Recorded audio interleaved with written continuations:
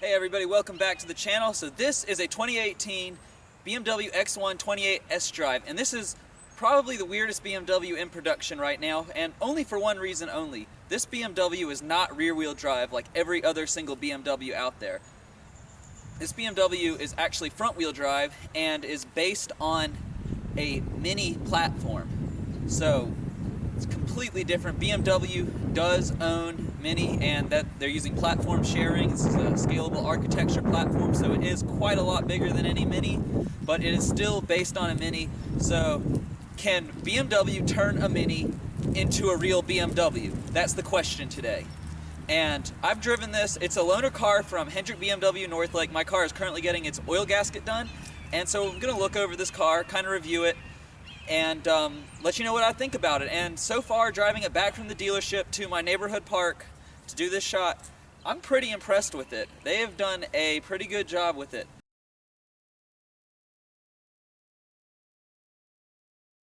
So without further ado, let's get into this and look this car over. So looking around in the interior, this is pretty much like every other modern BMW. We've got our iDrive right here, and if you want more thoughts on my opinion of BMW's iDrive, you can look at my X3 review. It's the last loaner car I had from a BMW dealership. I'm pretty impressed with it, but if you want a more in-depth look at it, go check that video out. So this interior is pretty good looking, really. I mean, these seats, they're not perfect. They don't have a ton of bolstering, but this is BMW's entry-level SUV, slotting below the X3.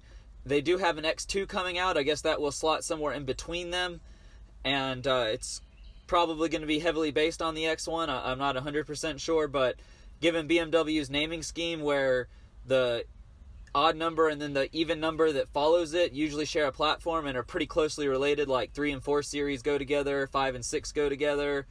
Well, now the 6 series is discontinued, so I guess that doesn't apply anymore. In other markets like Europe, the 1 and the 2 go together. In the US market, we don't have a 1. It's pretty standard basic BMW interior. I don't know if you can really see from the camera right now, but this little red glow is very nice touch to the interior here, right around the trim. It glows red. I'm sure at night it looks pretty nice. Hannah's Cadillac kind of has something like that. It's not red, but it's still like an LED color thing. It's pretty nice. We've got this shift knob here. I know you can't see that in the camera now, but I'll insert a picture of that so that you can see it. They do a good job of trying to look like those kind of fancy shift knobs that you find in other cars, including BMWs, but in reality it's just a shift knob that you move around just like any other. You know, you pull it back to go to reverse, pull it back again to go to neutral, pull it all the way back to drive. And then we do have a sport mode, kind of like in the 3 Series, the DS mode. They do call it MS in this. I guess that's manual shift or manual/sport. I'm not 100% sure. I don't even know what DS stands for in our cars.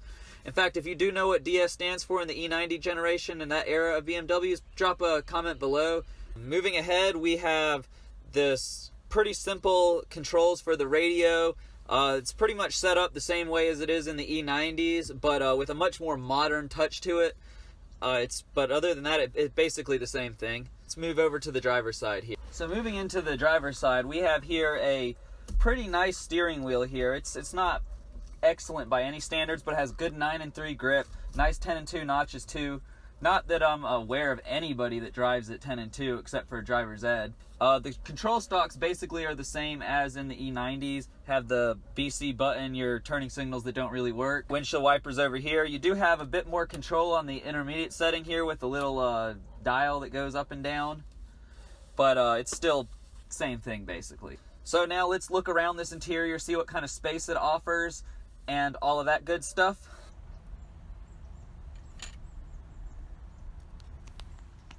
I really like the dashboard in the new BMWs. They're very similar to the one in the E90 era, but they just have a much more crisp and modern feel to them.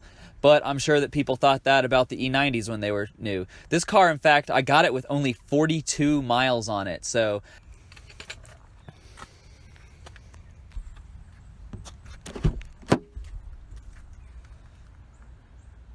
as far as the back seat is concerned, we have plenty of space back here. Don't think you can need too much more for just hauling kids around and stuff like that. It does have a pretty large trunk space, so let's have a look at that.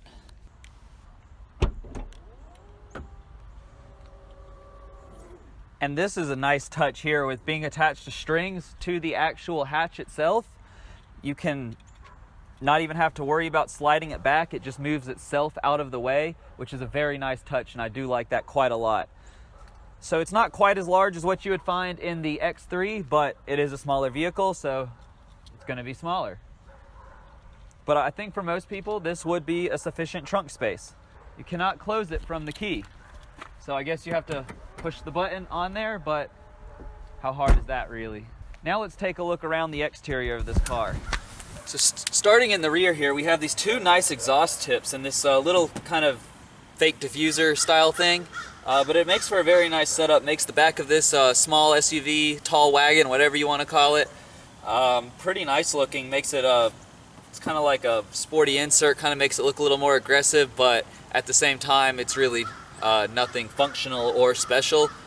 But in a car like this, you just want to look good, have space, and be comfortable, really. That's what we're going for. So the wheels here, we have some pretty nice, very well styled. I really like the look of these. These are 18-inch wheels wrapped with a 225 50/18 tire. And it comes with Pirellis, so pretty good brand there. I really like this design. It's kind of, you know, one spoke that merges out into two. So, and it just makes kind of like an intricate web, and I really like it.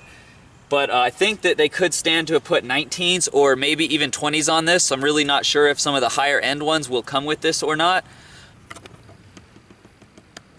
Side skirts look pretty nice on this thing. Then towards the front, just another one of the same wheels. So let's get a front shot of the car, and then let's move on to how does this thing actually drive. So in the front, it's typical BMW. Let me move this a little higher. You can see that intercooler in there. That's a very nice intercooler, nice touch. Makes it look like you have big power, even though you've got decent power, but not big power. So it's just it's a pretty good aggressive design. Large lower grille vents, which I think make any car look better, really. I really don't like these all silver kidney grills, however, but I mean, you could probably easily replace that with black or get them painted or plasti dipped or whatever you prefer. Let me turn it on again so that we can see the angel eyes lit up, or the daytime lights. I'm not sure what they actually look like right now.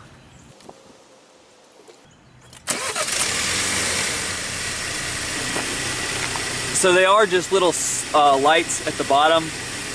No halo lights in this car. Not sure I'm a big fan of that, but you know, it is the entry-level vehicle, and maybe higher trimmed options do have halos. Anyway, let's go see how this thing drives. Alright, so here we are driving the 2018 BMW X1 28sDrive. Now the 28sDrive is just nomenclature.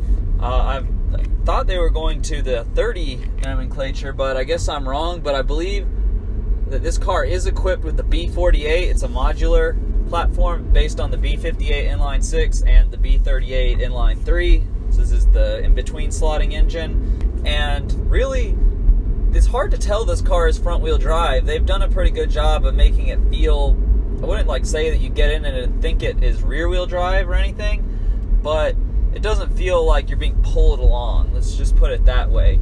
But I have gotten some torque steer on a pretty hard acceleration from about 20 to 40 miles an hour trying to overtake somebody in traffic. And I wasn't really expecting the torque steer. The second time I was expecting it and was able to, you know, compensate in advance for it. But what I do notice is that this is just really smooth. It's you know, the iDrive and the radio and air conditioning controls and everything are just slightly tilted toward the driver. Not much that it would like bother the passenger, but just enough to make this car actually feel like it has some driver focus, which in all honesty it really doesn't. But I mean, it's better than a lot. Let's put it that way again. Like there's a lot of, like, you know, it is an SUV or tall wagon or what have you. So yeah, it's not going to be like a really driver-oriented car, but this is a car that you can feel pretty comfortable driving in. It does have pretty good acceleration, especially when you tap the little button that's next to the shifter and put it into sport mode. by default it puts itself into comfort mode. But when you put it into sport, you can feel the transmission and the engine kind of tense up, and throttle response becomes a bit better, and I guess it keeps the revs a tad bit higher, kind of pushes you back in your seat. And then if you slap the shifter over to MS mode, then the transmission tightens up even more, and that's just transmission. But you can feel in the sport mode with the button, you can feel everything tense up, and the sport mode in this is a lot better than the sport mode that was in the F30 328i that I had as a loaner, and the 2017 X3 that I had. Those, they actually felt like they made the steering lighter as opposed to being in comfort mode. While they did make the transmission and the suspension feel a bit firmer and everything, the steering it made the steering worse, and for that reason I really didn't like the sport mode in those cars, because if you really think about it, you're touching three things all the time when you're in a car. The seat, because you're sitting in it, the steering wheel, because you have to drive it, and the accelerator. So those three things really need to feel good. And in this car, it feels pretty good when you have it in sport mode in all three spots. I mean, like I said earlier, these seats are not like the best, but they're far from the worst. They're pretty good. And when you get in a car, especially a BMW, it should make you feel special. Now, like getting in an X1, like it's not going to get your blood boiling, but this car does. I feel better than that Acura that just passed me. Let's put it that way. I know that I feel better driving this than they do. So this car, like I said, it's a B48, which is an inline 4-cylinder, and it is turbocharged with a twin scroll turbo. BMW markets this as twin power by BMW, and it's printed right on the top of the engine, so you can't miss it.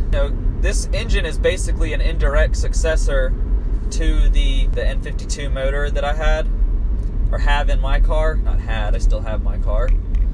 So what does it feel like in comparison? Well, it's not as smooth, but it's not a 6, it's a 4, so you don't have that natural balance that occurs in an inline 6 and a 4, but it's not rough or anything. Now let's accelerate. Light just turned green, so we're gonna kind of, broke traction. Could hear those front wheels squealing. Wasn't going for that, but it is a little wet out here, so stuff happens. It's not really a turbo lag, but you can feel boost building from idle till about 2,000 RPM before the torque tapers off, and it's a very quick build. So your peak torque develops, I believe in the B58 develops around 1,700 RPM. I don't know that for a fact. I'll try to find some stats on that and insert some text for you. It does good, and alright, so I'm going to kind of slow down after I come around this corner to around 20, and then hard accelerate up to 40. So we are, alright, give it a mash. It does, well, we went from about 26 or so to 50 in that time. And it pushes you back in your seat. It's torquey, it's a torquey engine. It's probably about on par with my car after all the mods, but way more torque than my car had stock. And if you're daily driving a car, torque is your friend, because then you can develop your power without revving out. And in traffic and stuff, or not even stop and go, but just light traffic, it's hard to rev out all the time. Oh, a target topped 911 right there. That's pretty neat. Like I said, you sit high up. It's a tall wagon SUV type thing. You can see pretty much over everything besides giant trucks and SUVs. So the brakes feel pretty good too. I think the brakes on my 328 are a bit better, and they're just the stock brakes. So I mean, really, there's not a whole lot to discuss about this car and the way it drives. It drives pretty similar to that X3 I had, although I think that was N20 and this is a B48, and I think this has a tad more power. So it's a nice little touch. It's not a whole lot, nothing to write home about, but it is noticeable. Don't like the front wheel drive. I mean, like I said, it's not too noticeable, but you will get a torque steer if you really mash the gas. Like I got when I accelerated there and broke traction, I got some torque steer, and it wants to pull to the right just a little bit. I guess that the engine, the shaft to that side is a bit shorter than it is to the driver's side, and I just spun the tires again there without trying. You know, I just want to throw it in there again. I really like this tan leather interior. The black leather, it's all right, but it gets hot. It shows dirt really easily. I mean, I try to keep my car clean, but you know, I think that the tan it feels more luxurious to me. And driving this car is more about your comfort and like that kind of stuff, as opposed to throwing your car into corners, feeling like you're driving, like, you know, getting your blood going. Like I said before, they're selling this car to different people than they're selling 3 Series to. You know, I'm sure there is a little cross shopping, but I'm fairly certain that is minimal. So I think that pretty much touches up everything I want to talk about. Oh, I do want to talk about this. I missed this out when I was discussing the interior, and here we go. We have this huge panoramic moonroof, sunroof thing all the way to the back. And yeah, that's not good for structural rigidity and things of that nature, but I'm sure that BMW has made this car sufficient for its purposes. It's like I said again, it's not really a driver's car, although the interior is set up in a way to make it feel somewhat like a driver's car. And I really give BMW props for that, because I do feel like I'm driving something pretty cool when I'm driving this, even though from the outside doesn't look it. And it's, you know, let's see in a second here. I'm going to try to like kind of chuck it around a corner, but you know, I'm not going to go crazy with it because it's not my car. It's a loaner. I don't want anything to happen to it from me being stupid, and that I know it can't do what my car can do. It's got narrower tires, it's higher up, it has all the physics working against it. So we're coming up on a turn here in a second, so I will cut and I will come back when we get to that turn. Alright, here we go, turning in. Turn signal, actually it works. It's a BMW with a working turn signal, guys.